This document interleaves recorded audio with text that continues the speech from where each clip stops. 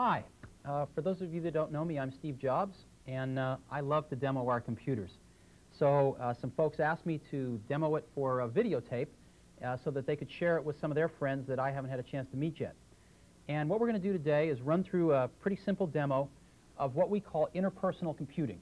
Interpersonal computing is the desire to improve group productivity and collaboration, which we think is going to be one of the key uses of sophisticated desktop computers in the early 90s versus just personal computing, which was improving individual productivity. So as we move to interpersonal computing, the way we communicate is what's going to be important here. And we want to communicate not with just words, but with words and any text, pictures, sounds. And I'm going to take you through how a NeXT computer enables you to do this in a revolutionary new way. And I'm going to use our mail system as the spine of the demo to show you some pretty neat features. So let's start. First of all, a NeXT computer is a multitasking computer, which means I can be navigating around through my files and at the same time instantly check my mail and have all these programs running at once, as we'll see. And rather than quit a program, I can hide it. In this case, hiding the workspace behind the logo here, or hiding my mail behind its icon over here, which is the little letter with the postage stamp on it. So let me go ahead and hide the workspace and get out the mail. And I can look at my mail system literally hundreds of times a day because in a half a second I'm reading my mail. So let's take a look at this first mail message. Here's all of the mail messages I've gotten, and I can look at a list of them. I have 12 of them here. And the one that's highlighted shows its contents down below. Here's a picture of the person, in this case Rich Page, who sent the mail message, the date and the time that it was sent, and some other buttons over here that let me do some pretty neat things, which we'll go into in just a sec. Now, this message sent by Rich shows me the layout, or a picture, I guess a diagram, of our new SCSI connector. And I can smoothly scroll through it. And notice that in our mail system, we can put PostScript of any font, any size. We can put any color diagrams in, created by PostScript drawing programs or other types of drawing programs, and we just send it. Let's take a look at the next one. Bob Longo has sent us a mail message about our a new office space that he wants to lease. It's only 20 minutes from the airport, he says, and what he did was scanned in a picture of it with a color scanner, dropped it right in the mail message, and sent it. This is probably going to really increase his chances for getting the funds approved for him to rent the space. Now, if I want to send this mail message to some of my colleagues, I can simply go up here to send and push the button. Up pops a send window, and I can push forward, in which case the contents of Bob's message will be stuck in this window for forwarding. There we go. There's the picture right there. And, of course, I could modify it if I wanted to, or I could add some things. Let's say where it says policy team here, I'm going to put in some a voicemail message, and I'll just push lip service right here, which brings up our lip service function. And I push record. I say, hey, check this out and get back to me. Thanks. And I'll then insert it. And here are the lips right here. I can put them pretty much wherever I want to. And the recipient will just simply click on this and play it. Hey, check this out and get back to me. Thanks. And I can look up people's addresses simply by pushing the address panel. And we're not connected to the network here, but as you see, you can look up groups of people and just click on here. Look up in the personnel department, maybe Max Henry, and just deliver it by pushing this button right here. So as you see, it's extremely easy for even executives to use this thing. Okay, we'll get rid of this window. Go back over here. Here's Theo, a message from Theo Egbrens. He's our president of NeXT Europe, and he's going to hire a bunch of people, and he's sending out this welcome message to all his new team members. So, of course, he has some that speak English as their primary language. Congratulations on joining the best computer company in the world. We have ambitious plans for NeXT Europe, and I look forward to working together with you to make them a reality. You can see that the CD sound that's built into every computer, and of course the microphone, really is nice. Now, Theo's going to hire some people with French as their primary language, so we have a version in French. Félicitations de votre entrée dans la meilleure compagnie d'ordinateurs du monde. Nous avons des projets ambitieux pour NeXT Europe et nous nous réjouissons d'avance de notre coopération afin qu'on puisse les réaliser. And German? Herzlichen Glückwunsch zum You get the idea. So here Teo is sending a message to each of his new employees and communicating them with them in their native tongue. Now, this is another thing we can do with the system quite easily. We've seen how we can put text in any size or style or font. We can put in illustrations. We can put in photographs. We can even put in CD quality sound. Now, I want to send a spreadsheet to my colleagues, let's say, or in this case, Sandy Cold wanted to send one to me. And rather than having to look through a 300-page manual to figure out how to do this, Sandy just had to drag the document icon of this Lotus spreadsheet right into the mail window, and it stuck. And then she just wrote the text and pushed deliver. And you can put as many attachments like this as you want, any file, any document in your mail message, as well as any number of lips for voice annotations. And send it. The recipient simply double-clicks on the icon, which launches, in this case, Lotus Improv over here. Up pops what Sandy wanted to send me. This happens to be the new Lotus spreadsheet, and this is a spreadsheet that has to do with looking at expenses. Here's some costs for programmers, consultants, and student aides in various departments in a campus, the humanities, science, and engineering, and the medical school. These costs, some other costs are, you know, the annual, the staff, the hourly pay for the years of 1989 and 90. And I won't go into improv too much here, although you should really examine it. It is a breakthrough, revolutionary product.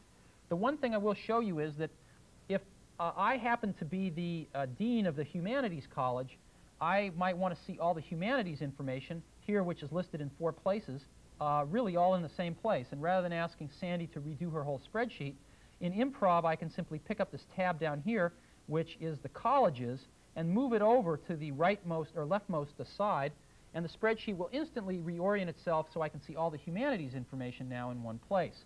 I might want to see that really by cost, so I can bring this one down here. And again, the spreadsheet will instantly reorient itself, and I might want to move the staff up here, or I might want to actually move it on top and see the years right like this. And again, I can play with the spreadsheet any way I want to. I can put the years over here in the 3rd dimension and look at the spreadsheet for 1989 and 1990, however I really want to. And improv lets you instantly manipulate the structure of your spreadsheet as fluidly as you can the data. So I'm through with improv for now, and I get back to my message from Sandy with the spreadsheet and marvel at how easy it was for her to send it to me. This down here, this mail message is from Vicki Amon, and I guess this is sort of a newsletter here describing a fundraising poster. And this is a WordPerfect document. Again, the person just dragged the WordPerfect document into the mail. I double-click on it, and it runs. And as you know, this is the WordPerfect's latest version of WordPerfect that runs only on the NeXT computer, and it is totally compatible with everything they have out there. They're 70% market share. But it is the first true WYSIWYG version of WordPerfect, which means that what you see is what you get. You can see headers, footnotes, everything on the screen. You can even do things like take pictures and drag them over here, and the text will instantly reorient around the picture. I can go from no columns to 2 columns with the selection of a menu here, or 3 columns. And if you'll notice, the picture is automatically resized by PostScript. People that are used to using WordPerfect marvel at what you can do with this full WYSIWYG WordPerfect. Okay, so Vicki has sent me this, and I've had a chance to peruse it. Let me show you something a little more complicated now. This is a mail message that contains 4 separate elements outside of just the body of text. Rich Page has sent me this, and he sent me a layout, possibly of a newsletter, some text from a word processor, and that's these 2 up here. And this right here is the document icon from an application called TouchType, which is a really marvelous application that typesetters love because it allows you to perfectly kern headlines. This down here is a TIFF color photograph. These 4 documents and photographs came in the same mail message, but they could have come in 4 separate mail messages from 4 different people on 4 different continents. Now, the first one, which I've brought up by simply double-clicking on it, is that frame document. And the frame document here might have come from my graphic arts department, and this is the layout for my magazine. So I'll select the headline here and go over here and simply drag this document from touch type right in, and it will image it right in the border of my newsletter. And I'll go over here and select the body copy, and I'll go grab my text and drop it in here, and it will be dropped into Frame, and Frame is asking me whether I want to treat line endings as paragraphs, and I say sure. So it drops the text in, and then I'll go select the photograph here, and I'll go simply click on this photograph, and an EPS icon will pop up. This is an encapsulated PostScript format picture, and I simply drag it out of the window, just like the originator, Rich, dragged it in, and I drop it here in Frame, and it images right in Frame. And I can go over here and say I don't want to view my borders, and it'll take away the borders. And I'm not aware of any other system in the world that will do this. The seamless integration between 4 applications that we've seen here, none of them knowing anything about the other one. An application that does special kerning on headline text, a word processor that created the body copy, a photograph scanned by some application, just simply dragged in to our 4th application, which is Frame, containing all of the other 3. Again, none of these applications know anything about the others. And I'm not, again, aware of any other system that would let you do this. So we'll quit FrameMaker here. Now we'll go to another really interesting one, Gary Moore. Gary has sent me a voicemail message, so let's hear what he has to say. Steve, I'm in a rush now, but I wanted to let you know that we now have some Supreme Court decisions online, thanks to Project Hermes. If you look in my home directory, I'm on the legal server, you will find the cases. Just message the digital librarian and you can examine them. Well, this was quite a bit here. Gary told us to go onto the legal server, which is on the network, and go into his home directory, the place where he has all his files, and take a look at a file he's got, which is a folder containing all of the Supreme Court decisions, I think, between 1987 and 1990, and then to message the digital librarian and take a look at some of the cases. So let's go find out what this all means. We go to our file viewer here, which is the way we navigate around our system, and we go to our basic system, which is a next dimension color system, and here's our home directory down here. This is what's inside our home directory. Here's all my files here that I'm using to do this demo with. And I'll go back to the system because here's something else I want. Whenever I want to go out over the network, I simply click on the net icon, which is a globe, and it shows me everything on the network. There might be many servers, but for this demonstration, there's just one. And I click on the server, and it shows me what's inside the server. Well, there's 3 departments, and I click on legal, and sure enough, here's 3 people's home directories. Other people's home directories show up as these 2 little houses, so I don't get it confused with my own. And I want to go inside Gary's system. If Gary's given me permission, I can see what's on his system. And sure enough, here's those Supreme Court cases. Now, if you noticed what's happened, each time I've clicked something, it's appeared up here, because now I have a complete record of where I've come from, all the way from my next dimension system, all the way down through the network to the Supreme Court cases.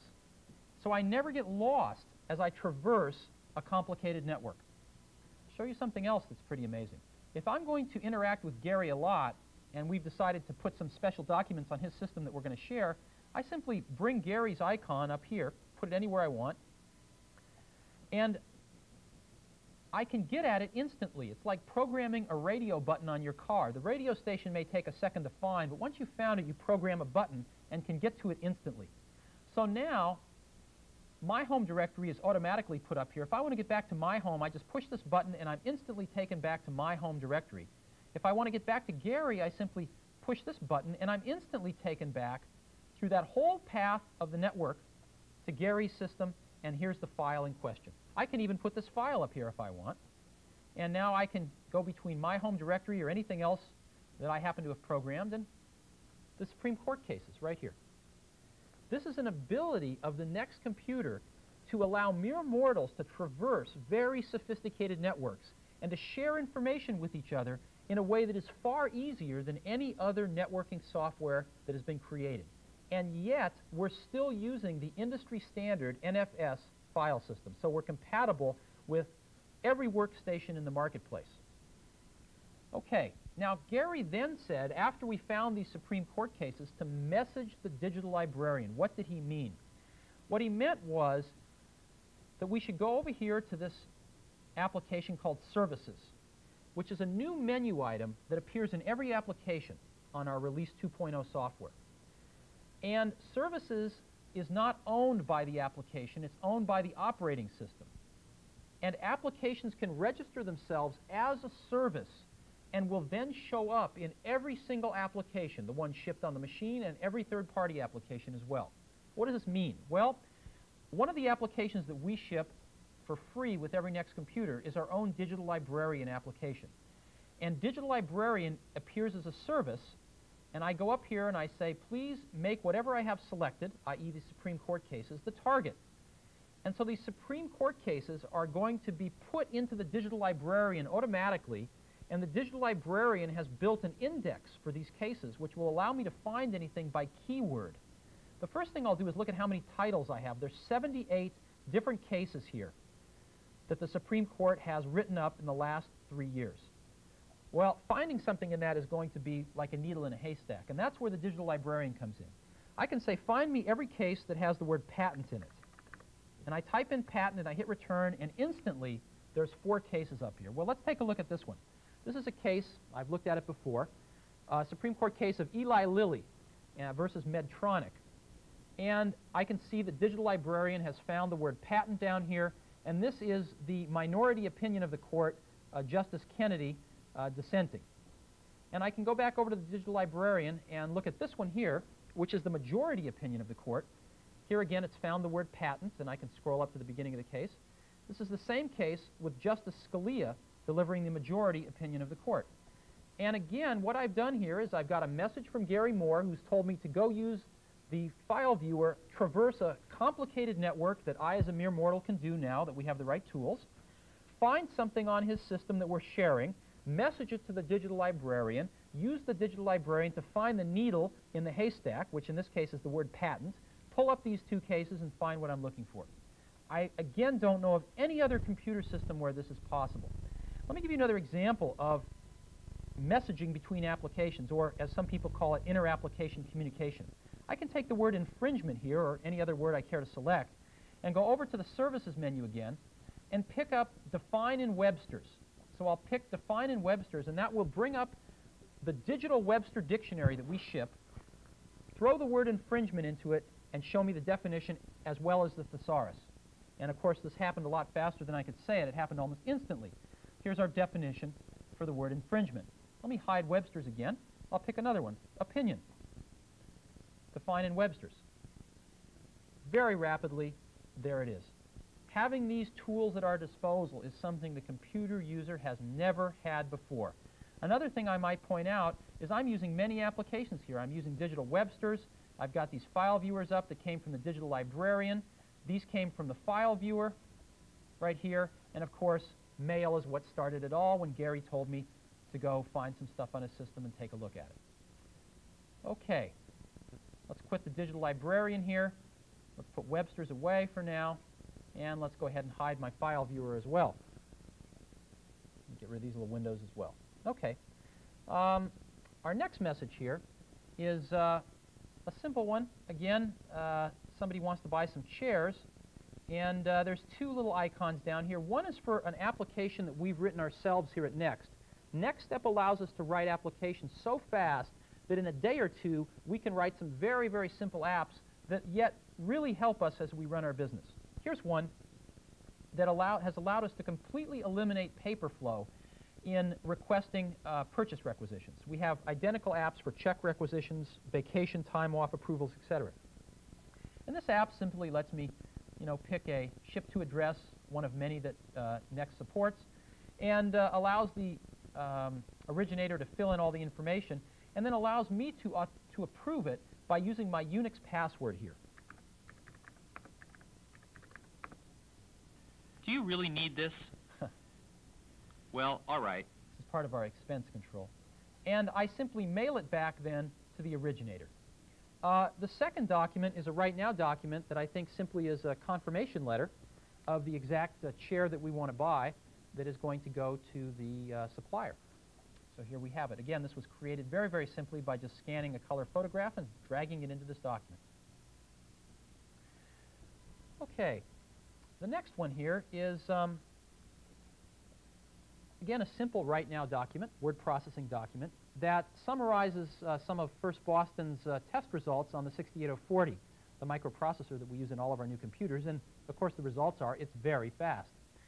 Now, this is a very nice testimonial, and we might like to fax this to some of our software developers so that they could see for themselves how fast the 040 is.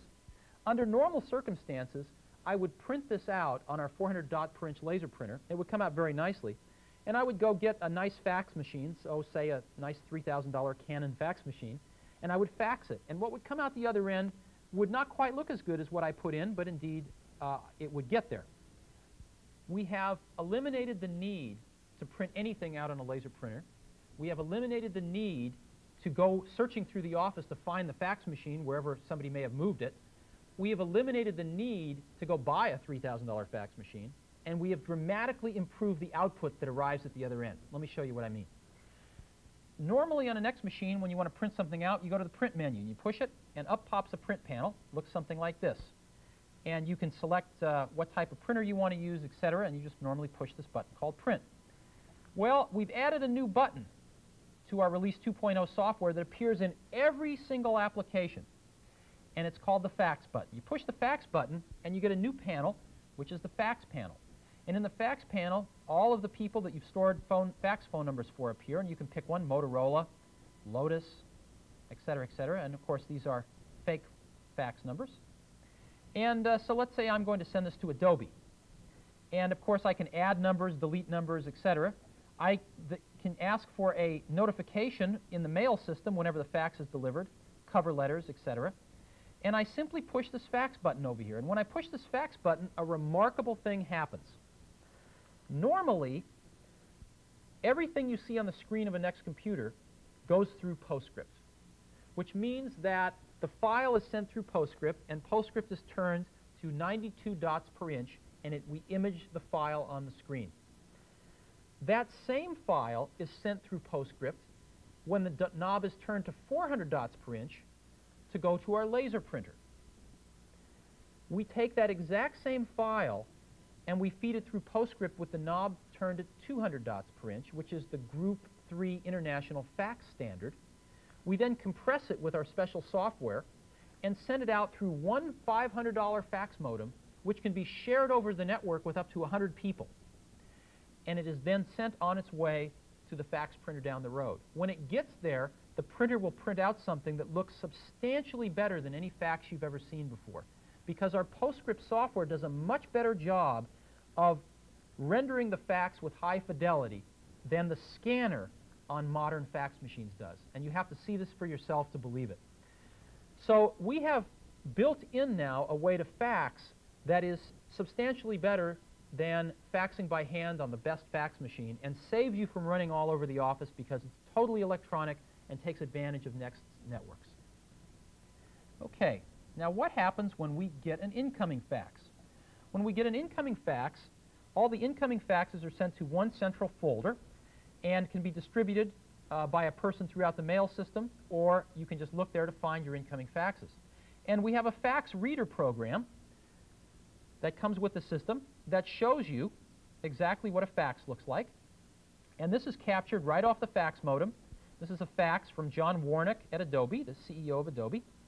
And I can actually read it here, save paper, save a tree. But unfortunately, I can't edit it.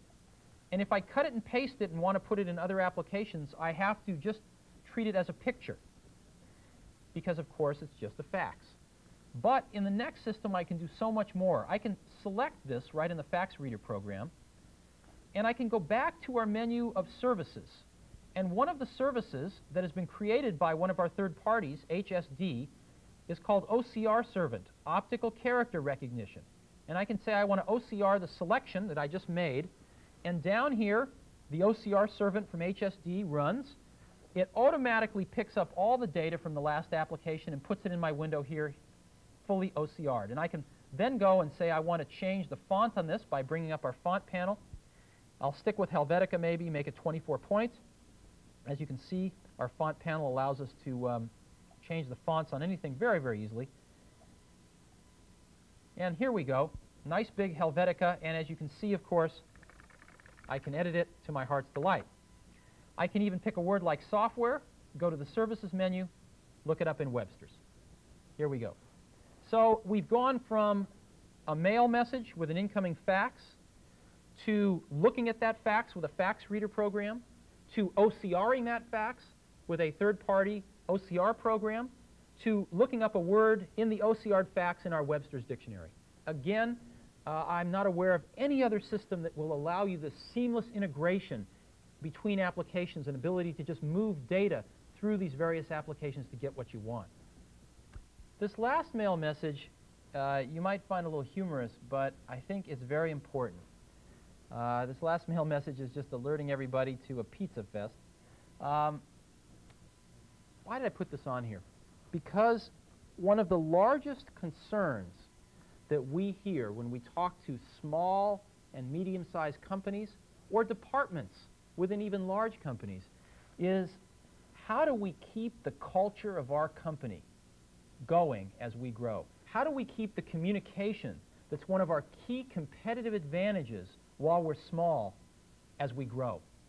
And what we've seen here at NeXT in our own company and what we've seen at many, many of our customers is that this technology increases the level of communication to a degree that is stunning and brings organizations together and makes the organization work as if it was a much smaller, tighter-knit team. And that's not just a business phenomenon. It's not just a technical phenomenon. It's a sociological phenomenon. And not only the quantity, but the quality of communication has increased dramatically because of this technology. And you have to use it to really understand what I mean. Just as if I was trying to explain a spreadsheet or desktop publishing to you many years ago. You have to sit down and actually use it. And I encourage all of our customers to do exactly that. Okay, two last things I wanted to show you, which are now moving outside the realm of interpersonal computing, but show off some of the fun features of our machine. The first is our color abilities. These are two color images, full 32-bit, and you'll notice that I'm actually moving them around real time. For those of you that have ever tried to do this on a PC or a Macintosh, you know how remarkable this is. As an example, on a Macintosh, you would not be moving the images around real time, but rather just outlines of the windows. And, of course, you would be waiting forever for the underlying windows that were exposed as we move the top one to redraw. So you can both look at the quality of these images, but also how fluidly we can work with them. And this results in not only people doing better work, but doing it in far less time because they're not waiting for the computer. And the last thing I wanted to show you was an application we wrote for our introduction, which is a very simple application that just illustrates some of the things that we've built into our system at the most fundamental level of the software, so that as people write application software, people like Adobe, like Quark, etc., they don't have to spend 6 to 12 months creating these capabilities as they do on every other computer. They can get on with making the application a breakthrough. So the first thing I'm going to show you is I'm going to put a Ferrari on the beach here. And it puts it on the beach like most computers can with a big black box around it, except that the next computer saves what we call transparency information and allows us to actually see through the places in this black box that are not really part of the car or are transparent or partially opaque. So now we can move the car around. You can even see a little bit through the windshield of the car there. We can see the top of the mountain, as you can see. And let's go get Donald Duck here. We can go take the black box off of Donald, and you'll see that Donald has a shadow under his feet. We can see that on the water. We can even see it up in the clouds here, and it's very realistic. We can move Donald down here. And matter of fact, we can even put Donald behind the Ferrari, and now you'll see Donald poking through above and through the windshield or side windows of the Ferrari. This gives you an example of the capabilities just built right into the NeXT system software. me show you a few more. Let me get rid of the background here, and I'll show you how we select colors. In the NeXT computer, as you know, we have a standard font panel, which allows the user to select fonts in one uniform way and saves the developer a lot of time because we create it for them. In the same way, we wanted to provide the users one single way to select colors, and again, provide the work for the developer so that they don't have to spend their time reinventing the wheel. So one simply moves around this color circle and selects a color. If you like the color, you can move it down here and save it, or of course you can move other colors back in to retrieve them. You can get as much space here as you'd like for various colors. So we can say we like this color, and we can look at this color not just in our color wheel here, but as red, green, blue, RGB, and we can turn the knobs on this color if we want to make it a little bit different. We can look at the same color as printers do with cyan, magenta, yellow, black, or CYMK, and diddle the color there. Or we can look at it as hue, saturation, brightness, and we can change our color here. Or we can even get out a magnifying glass and say that we really want to get the blue on Donald's cap right here. We'll save that. And this is how we can pick colors in a variety of ways. Well, what I'm going to do is go back here to the background, and why don't we pick this blue and make the background maybe that color blue, and pick Donald right here. And let's do some airbrushing. Let's go ahead and pick an airbrush and say that we're going to airbrush just behind Donald. And let's go pick a nice bright, maybe yellow to airbrush.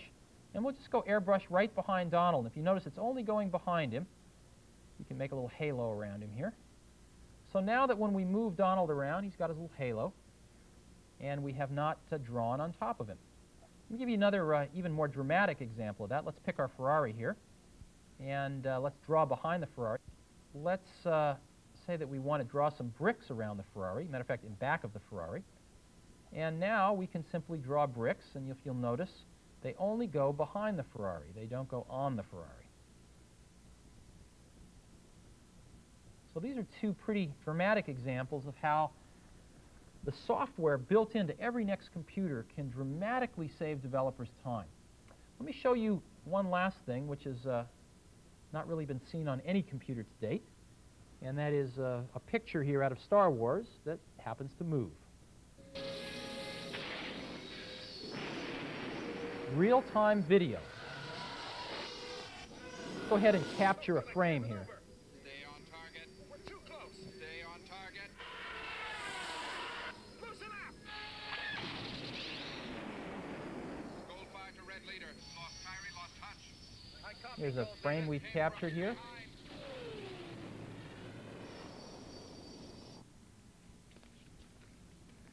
We can even take Donald if we want to. Up here. In our moment of triumph, I think you overestimate their chances. So as you see, we have real-time video in a window that's fully digital. We don't even have to have it be the top window, unlike most other systems on the market that offer video. And video is in a window just like any other window. We can grab frames, move these things around real-time, etc., etc. And we think that there's really no other system on the market that lets you do all of these things.